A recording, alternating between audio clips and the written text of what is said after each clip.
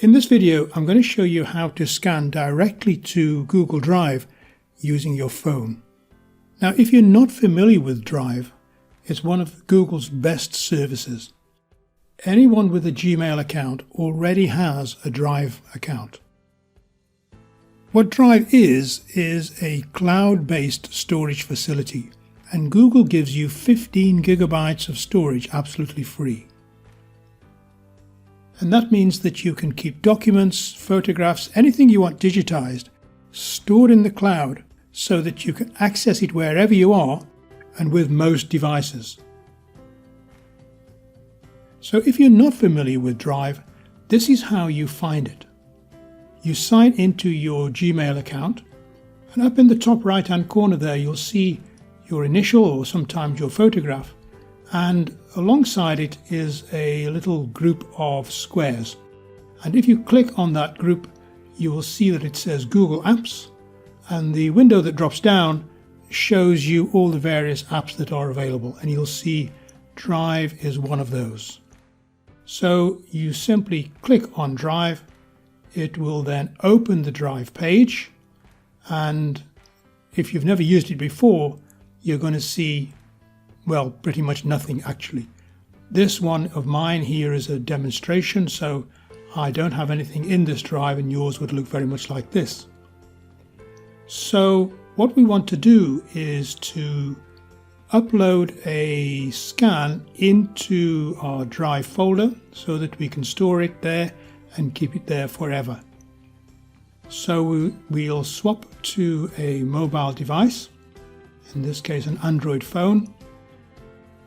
If you don't already have Google Drive on your phone or tablet, it's free to download from the Apple App Store or the Google Play Store. You'll see it's pretty much the same window, and you'll see there a little plus sign in the right hand corner, and that is the plus to add a file to your Drive. Now, when you do that, it asks you what you want to create. It could be a folder, it could be a file that you want to upload. That would normally apply if you're working off a laptop, and a scan button. It'll also ask you or suggest to you that you can create a Google document, Google Slides, or a Google spreadsheet. We just want to use the scan function right now, so we are just going to tap on the scan, and that will open up the camera. And I'm going to take a scan of my guitar chord page, just for example, and you'll see that my camera screen is opened. I'm just going to line it up, tap the white button just as I was taking a photograph, and there we go, there's the scan. Now I click OK. Now you might find that the scan looks a bit strange because it's been cropped by default. So what we do is we tap the crop button, which is in the bottom right hand corner here, and then you'll see that the crop window opens, and these little blue buttons we touch and hold and draw them out so that we extend it to the full size of the scan that we want. And this does give you an opportunity as well to do the opposite. If you had too much information on your scan, you could make it smaller by doing the same process, but making the blue box smaller. When you finish, click on Done, then click Save, and you'll see that the software gives you a title. We're going to change that to something that's a little bit more recognizable, so we're going to change that to Chords, and then click Next. Now here, if you have more than one Google account, it asks you which account you want to save it to. In this case, this is my demo one, so I'm going to use that. And which folder, my Drive, because I have no other folders.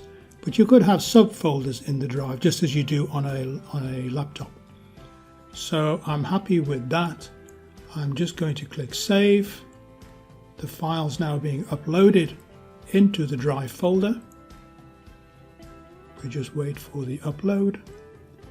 There's the PDF. It's now stored in Drive. We can open that just to see that we have the correct page, which we do, and there we are. We've quickly scanned that document and it's now sitting in my drive, and it will sit there until such time as I delete it. Going back to working on a desktop or a laptop, if for some reason in the future we wanted to print that document or download it, then we would simply do that from our drive folder. We would click on the file to open it, and you'll see at the top it asks you what you want to open it in, what app you want to use for that. The default is Google Docs, and actually that's fine. That's just for viewing. On the right hand side you'll see there's an option for download, an option for print.